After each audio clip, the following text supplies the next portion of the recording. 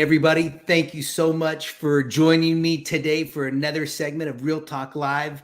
And it's May 3rd, and boy, do I love the month of May. And not just because it's my birthday month, but if you're a data junkie like me, real estate and the month of May is really the best month for net seller premiums. I was reading an article yesterday. So Adam Data Solutions issued a report last year where they studied 46.3 million home sales over the last 11 years. And the number one month for net seller premiums, which was 12.6%, was the month of May, followed by 10.7% in the month of June. And 15 of the best days of the year to sell a home come in the month of May.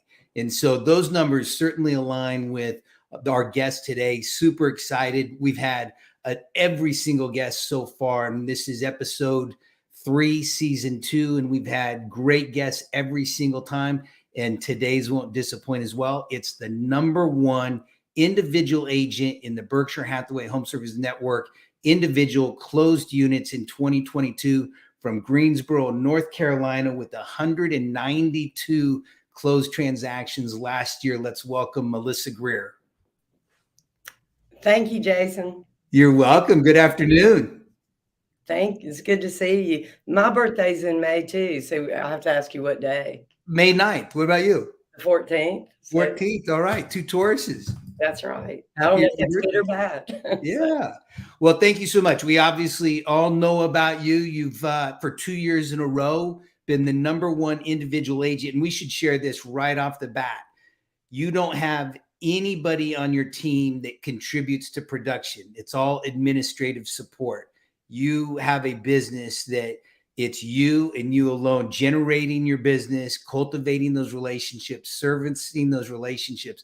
So it's really phenomenal, all that you've accomplished. You've been in the business a long time. So tell us a little bit about yourself. You've got an interesting background, and I hope you share the story that your mom really challenged you with early on in your career. So take us back a little bit about yourself and how you transitioned into real estate. Okay, I'm happy to do that. Thanks for the opportunity to share. So you didn't have to be a grown-up when I started selling real estate. That's what I say, because people, when I tell them how long I've done it, it's sort of, I don't like to give that away. But no, I had gotten out of college and I was waiting tables.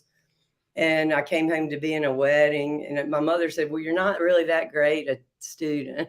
So while you're used to studying, go ahead and get your real estate license. So I did, but then I moved and just hung out with friends and waited tables, came home to be in a wedding. And my mother said, was there anyone close to my age that works at that restaurant? And I said, no, there's a lady that just got out of prison. I think she's 40. I'm not sure. And she goes, well, do you want to be her? And I said, no, I don't want to be her. So I went back and packed my things and came back, and I went to work for my mother. She was a great realtor in the city I live in, Greensboro, and I'm the youngest of 5, and 4 of my brothers and sisters are in real estate or were. Wow. And so really she was quite phenomenal herself. And I say on my best day, I'm not as good as she was, but I try to be. Yeah. But she was very inspirational. So I went, and I didn't even know you didn't get a salary when you're a realtor.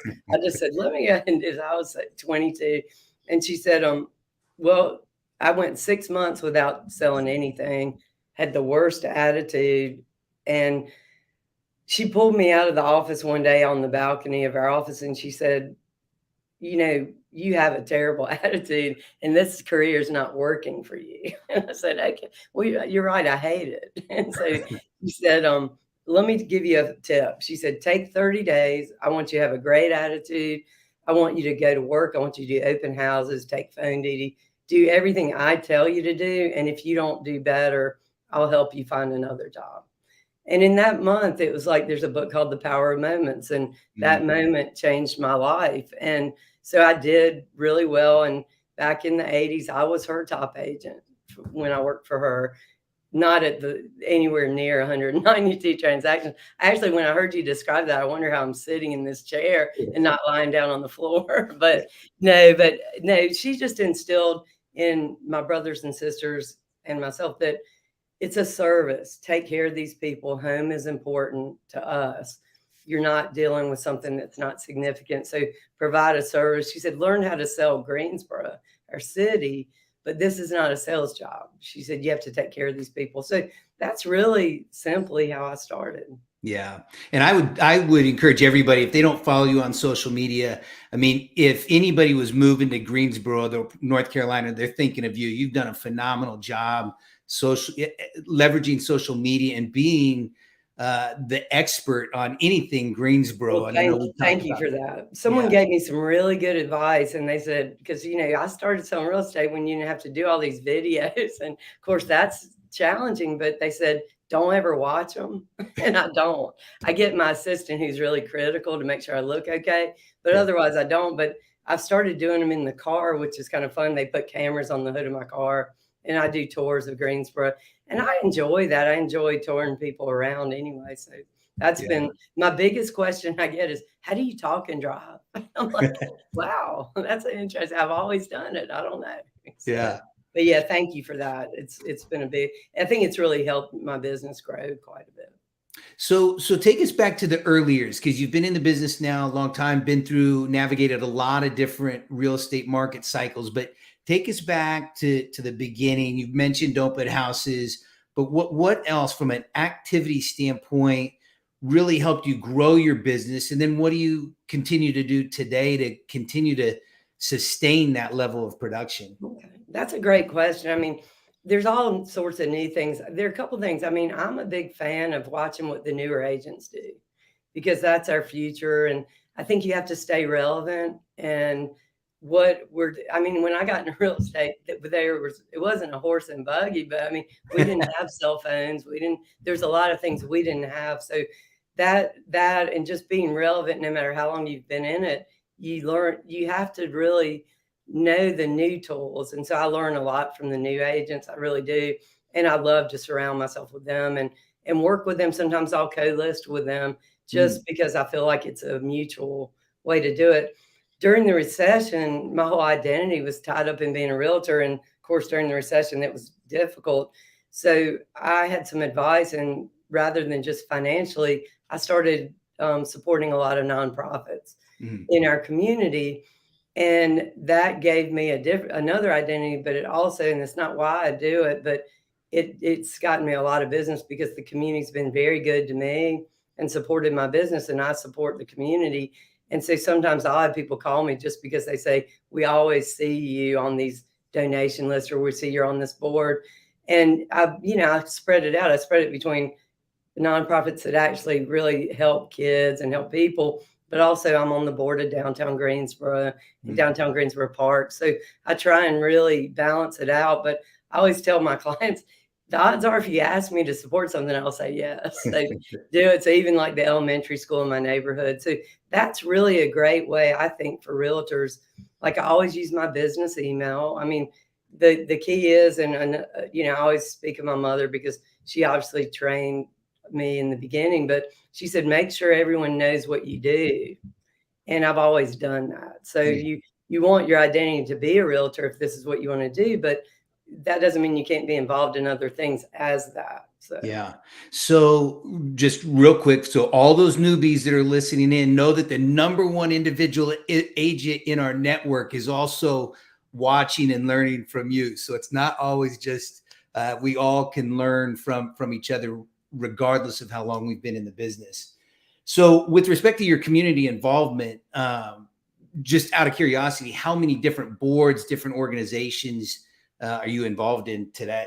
Well, I'm on the board of 3 Okay. nonprofits, but I support many, but I'm on the actual board of 30. And, because I don't like to sign up for something I can't do. Yeah. And so I know, you want to be able to participate, and that's almost too many, honestly. But I feel like some of it is, I'm really interested in our city. So being on boards of downtown help, that's kind of a win-win.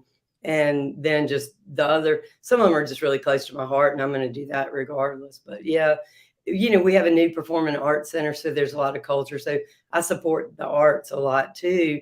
And our company does, like our Berkshire Hathaway's been really helpful in doing that as well. So we try, you have to really give back to the community because people notice it. Yeah. Yeah. So, and we've talked where you live urban Greensboro, North Carolina, so downtown, and you've shared with me that you have about 55% market share where you live. In my So, neighborhood. Yeah. yeah. So how do you, what additionally do you do to market to just your sphere in that neighborhood? I mean, if one of every two sales is done by you, then, I feel for every other realtor that's licensed in Greensboro, Well, and North they're all Carolina. moving in my neighborhood too. It's just fine. There's enough business for everyone. But the thing with it is I support, like we do we do a thing at Christmas that's Sunset Hills Running with the Balls, which the Today Show came and filmed it. It raises money for the hungry, and we really, I mean, I support the race with other companies, but anything they ask me to do there, I do. As far as like I'm supporting a concert and had T-shirts printed up, but the key is, I love where I live. I'm passionate about it. It's easy to sell it. When I tour people around, we go through there because we can talk about the national attention we've gotten. But when I was starting out in real estate and I heard about farming, I just thought, I just can't do that. I mean, there are things I'm not a door knocker. I'm not a cold caller. I've never been comfortable doing that. Yeah. But this is something that I've been able to build up confidence and be able to talk to people in my neighborhood. They still like my dog more. Like if I'm walking my dog, she gets all the attention. But that's another thing that I use in my social media is my dog's on there more than I am sometimes. But no, it's just being there and knowing the neighborhood and over investing in your own home to help bring the values up. Those are all things I'm grateful that I do. So, Yeah. Yeah. Okay. So open houses, your sphere, other activities, mailings. So you've never been much of a door knocker, cold caller. What are the proven, time tested activities that you really attribute your success to? So I think the thing that I do, and I'm a big believer that there are many ways to be successful, but this is just works for me, is I really connect with my clients and they come first. What they want, what's good for them. It's not the money, it's them. And if I feel like co-listing with an agent who specializes in a horse farm and I don't, is better for them, I'll do that. And they know that. So that's the main thing. The other thing that I do mail outs, but sometimes people don't want to get it anymore. I mean, we get mixed things on that, but most of it I get good response. I get on social media when I can't sleep, which is often, and I'll comment on my clients' birthdays or even just comment on things they do. And it's a way to touch people without doing it. And then I try and, because I was a waitress before I did this, I work with a lot of restaurant people. And so at closings, I give them a gift card to a local restaurant, but I also say, if you'll call me, I'll go with you. I'd love to spend time with you after the closing when I don't have to. It's better to spend time when you don't have to. Yeah. And I'd love to get to know you and be your first friend here, especially if they're reload. So, I've met a lot of people and gotten very close with a lot of people doing that because I'm a relationship person. So that works for me.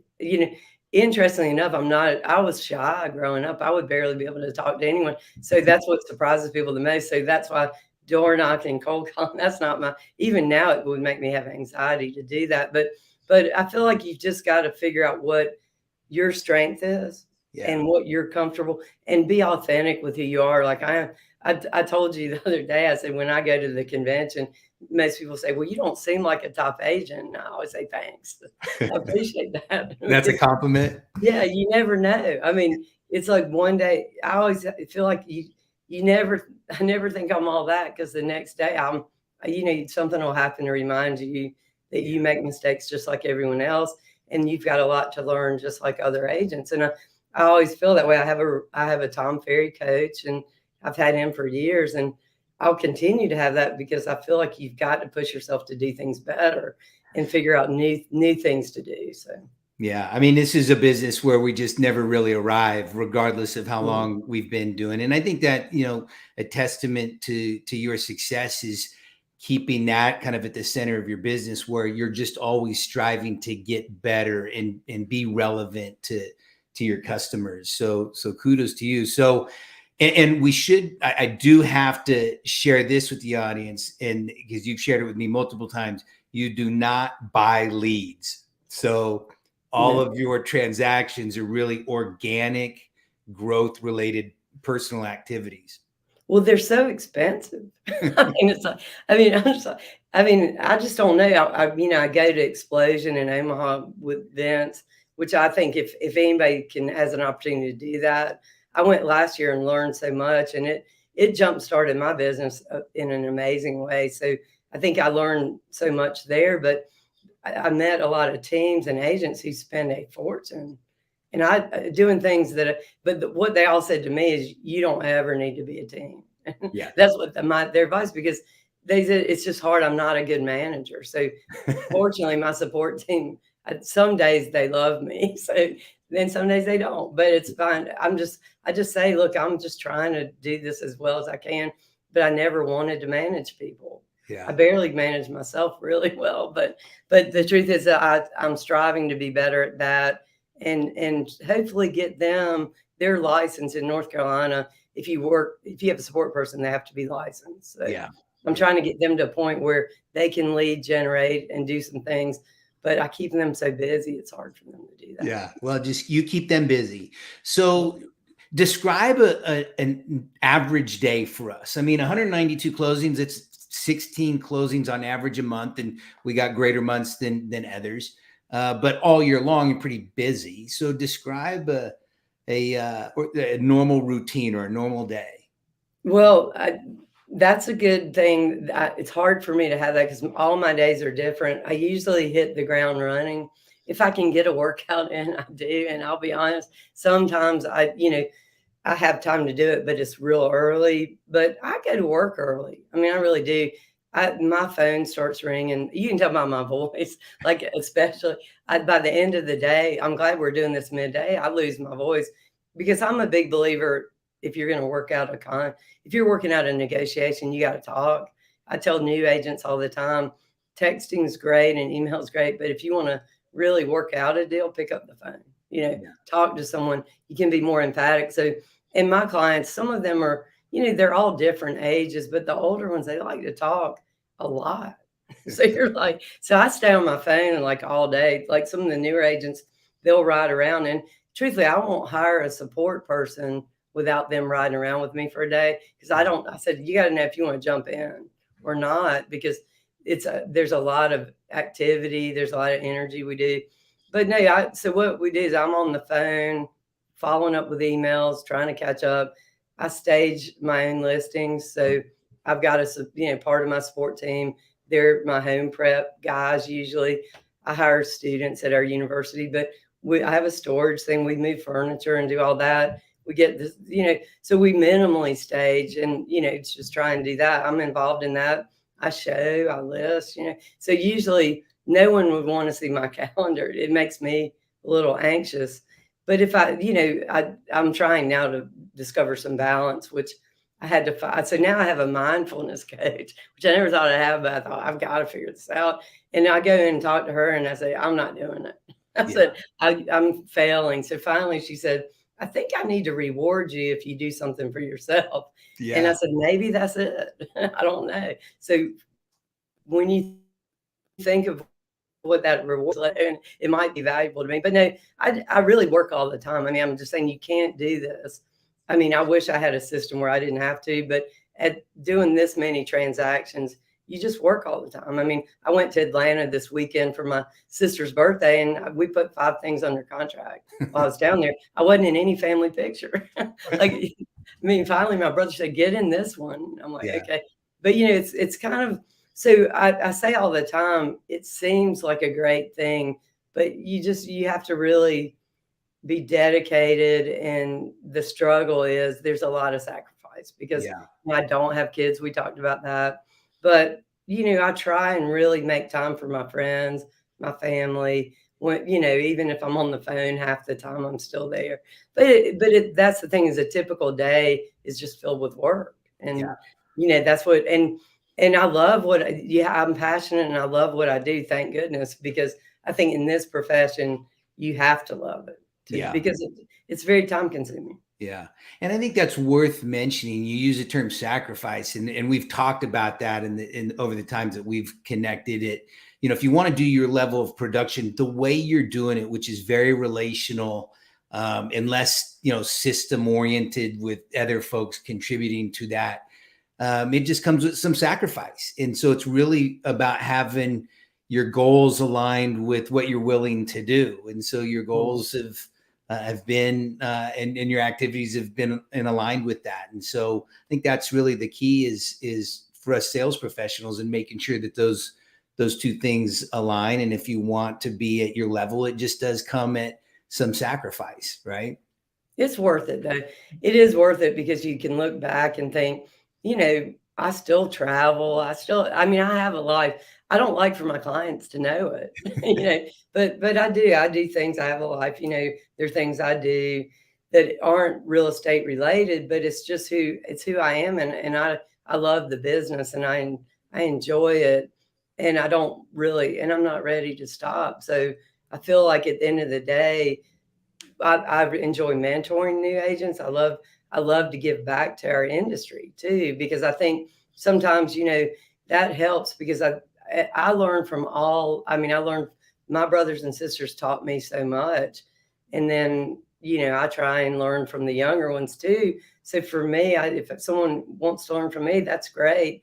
If they, I'm happy to help anyone if they can ride around with me a little bit, because usually I got to be in the car. But yeah.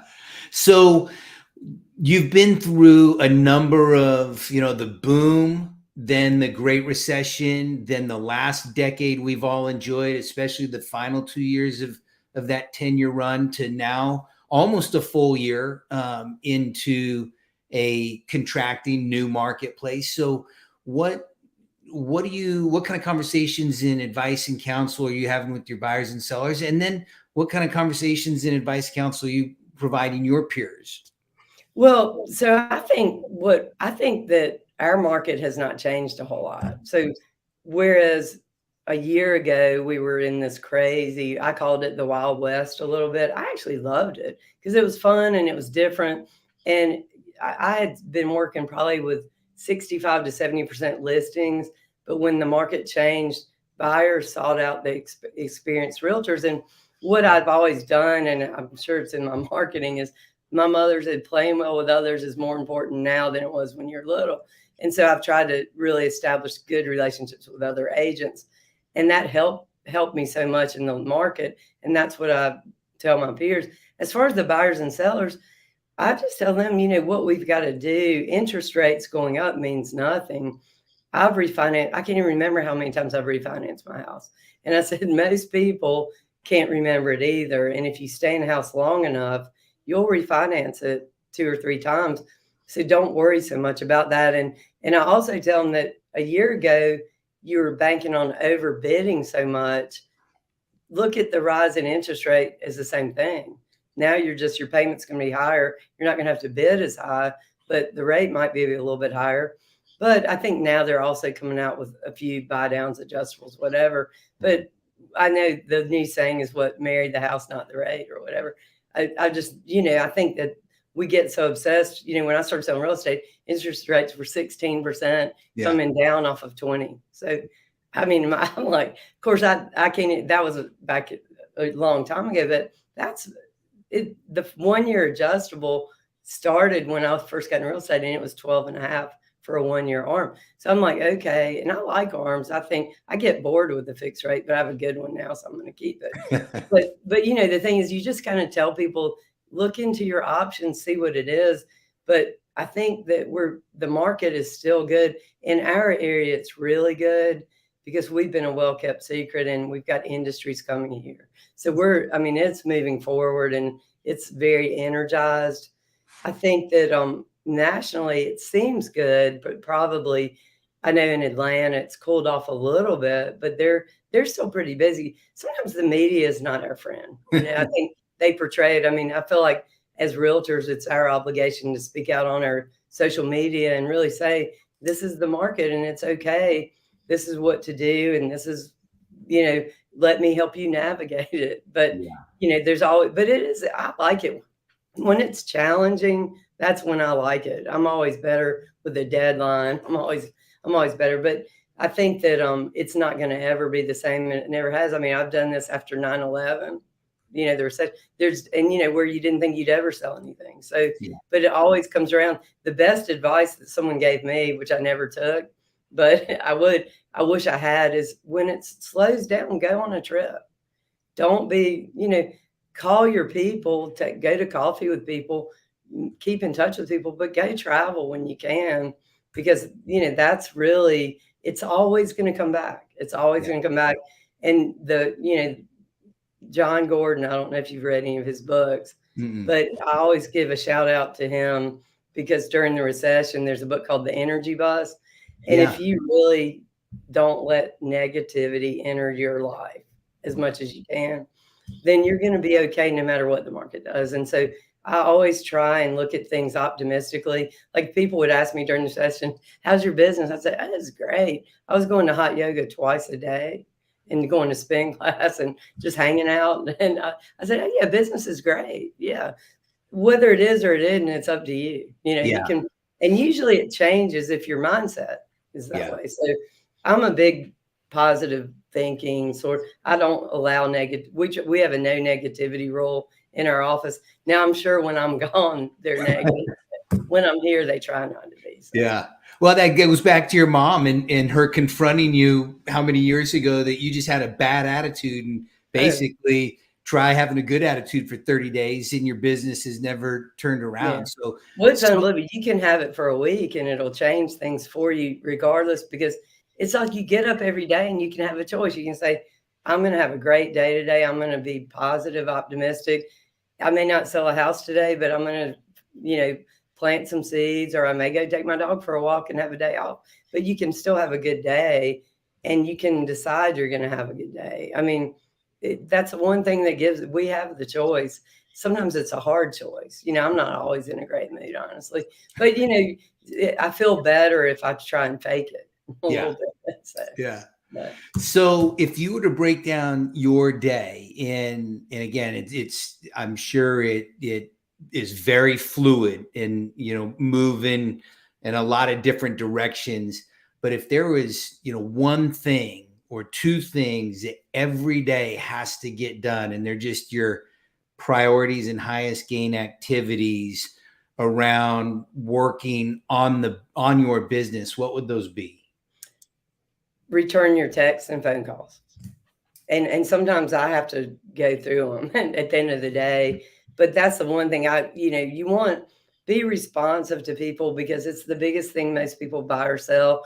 And you have to take it seriously and respond to them, because they get anxious. And, it's a hard thing, because, I try and tell my support team, you don't realize if someone's stressed out or they're not nice, don't dislike them. Just realize this is a stressful thing for them. We need to be their calm in the storm. So that's the thing, is not calling them back, we all struggle to talk to our sellers because we're coming out of a market where we didn't have to.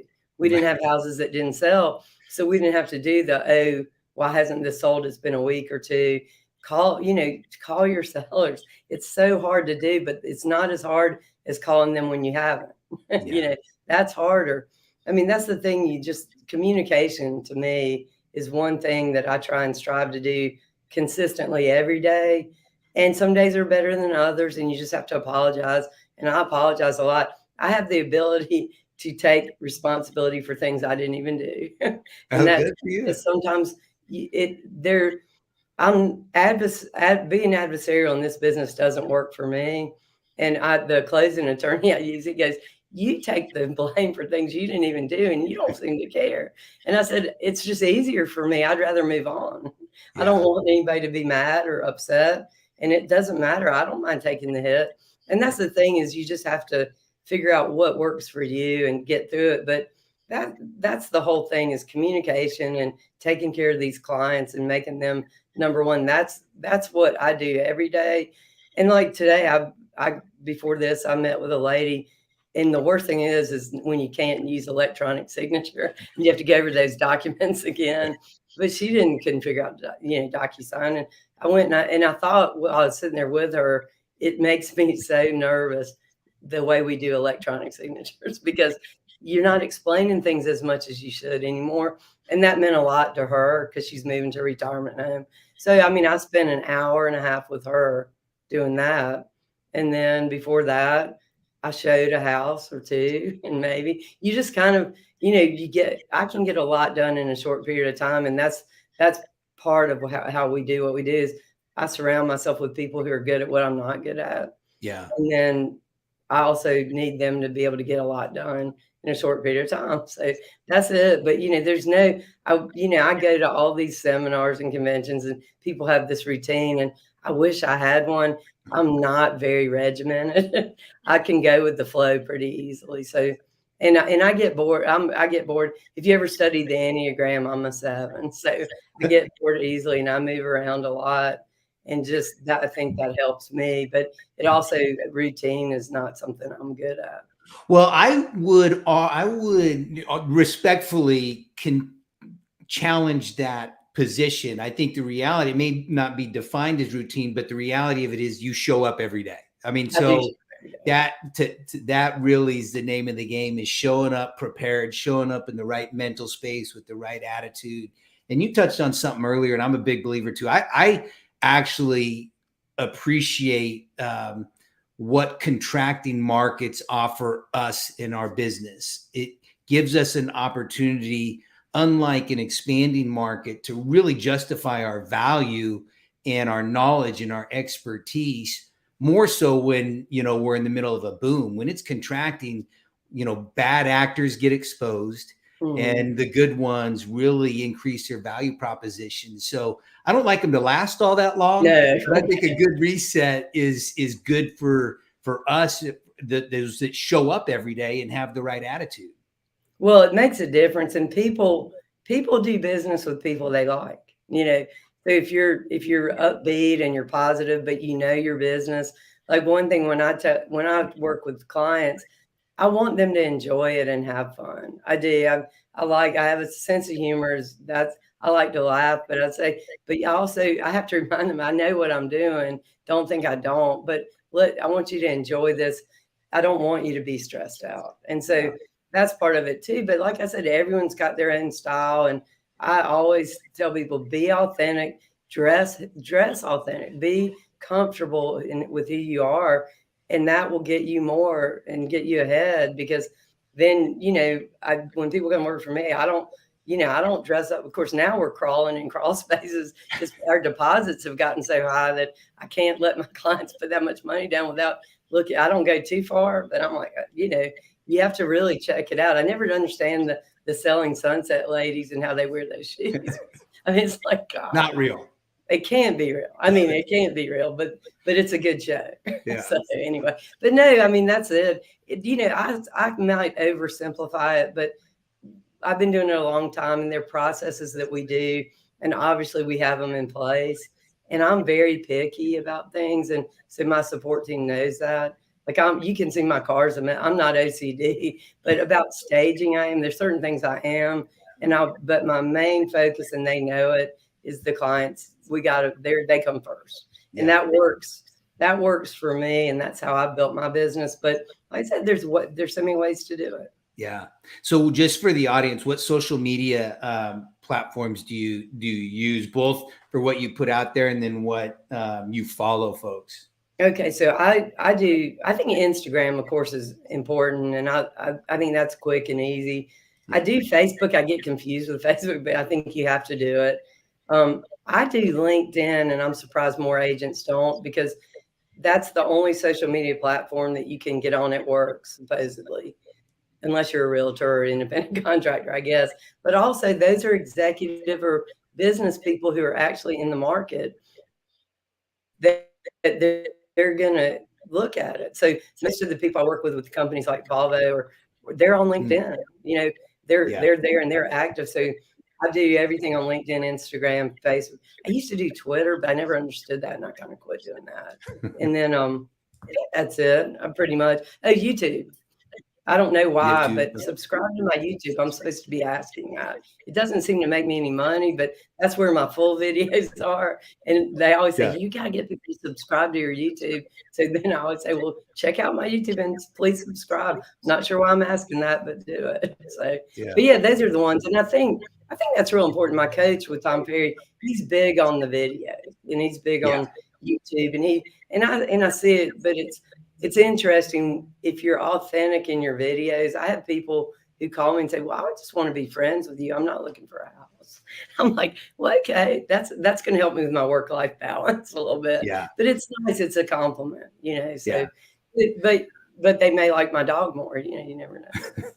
Well, I think that's proven to be true, that the more genuine and real someone is, it's more appealing than the more polished and maybe potentially staged type of stuff. Yeah. So it certainly has benefited you. And, we're at 36 minutes past the hour, and I really try to be sensitive to your time and the audience's time. And ironically, I just so I've got an 8th grade daughter, and I'm not sure why she's not in class, but she just texted me and said she really enjoys listening to you. So, well, tell her to subscribe to my YouTube. Yeah, I will. But before that, I got to tell her to get back into class. So, maybe it's lunch. Maybe it's lunchtime. I don't know. 10:30. I don't know. It'd be pretty early, but nonetheless, she's enjoyed listening to you. So, well, that means a lot. let's do this one as we part here. What's the one piece of advice you'd have for all of us? Don't ever give up. We do this thing called Ninja, and what changed me too is everyone's got a choice. You can be a victim or a player. Don't be a victim. Just don't. No matter what happens to you, just take it and go. Be resilient. Don't let what happens to you define you. Everybody's got their stories of what they go through, and don't let it define you. Just be who you want to be. That's the thing. I make it sound easy, and it's not easy, but just don't be a victim. Be a player. Be out there and just, make it happen. If I can do it, anybody can. I wasn't a good student. I was a waitress. I'm not the person that you would think would. I go to high school reunions, and they're like, oh my gosh, I can't even believe you're successful. I did have fun, but that was about it. So that's what I'm saying. That would be my one piece of advice. Yeah. Well, thank you so much. Sure thing. Yeah. Thanks, your daughter. She might have been the only one watching. No, not at all. Yeah.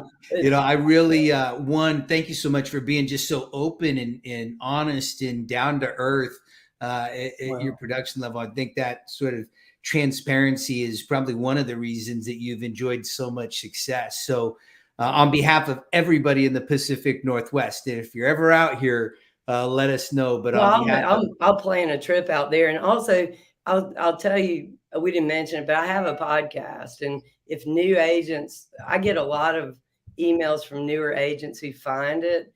It's a little bit, it's fun. I have ADHD, and so does the guy do it. So it's not a long thing, but there's some in there about it's a real estate podcast, and a lot of newer agents have learned a little bit. It's a lot of what we talked about. So if anybody wants to check it out, it's called Melissa Unscripted. You don't have to, but if you want to check it out, check it out. I think it's been helpful to some, and we're going to do our 4th season, I think, but we're just kind of, some of it's about Greensboro, but a lot of it's about real estate and things that happen and what to do. So it's Melissa Unscripted. That's the name of the podcast. It's on, I guess, anywhere you find a podcast. Awesome. Awesome. Anyway, it's great. Thank you, Jason. I appreciate it. It means a lot that you cared enough to have me on. And if anybody in your group needs anything, I'm easy to find. Yeah.